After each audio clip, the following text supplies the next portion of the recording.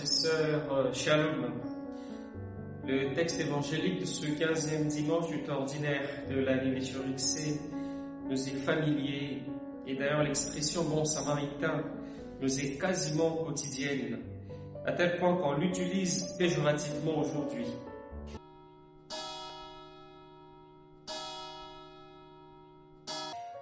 Luc nous présente une belle page sur un sujet important pour tout homme, l'exercice de la charité. Au départ, la question posée à Jésus par le docteur de la loi concerne l'héritage de la vie éternelle. Ce dernier savait certainement ce que prévoyait la loi de Moïse, qui devait d'ailleurs être inscrite dans le cœur, comme nous l'a dit la première lecture tirée de Deutéronome 30, le verset 10 à 14.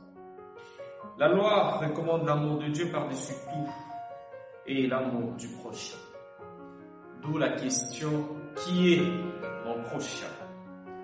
La question finale du docteur de la loi.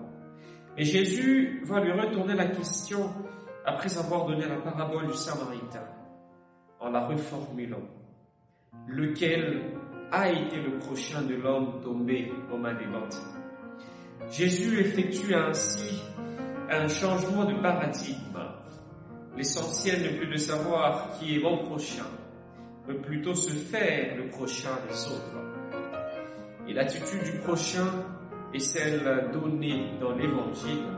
C'est l'attitude du bon samaritain, que nous connaissons tous d'ailleurs. Cet homme bon, compatissant, après avoir pris soin de l'homme blessé, va par la suite le confier à l'aubergiste. Nombreux des pères de l'Église ont vu dans le bon samaritain Jésus lui-même, venu sauver l'humanité blessée par son état pécamineux. Cette humanité éloignée de Dieu.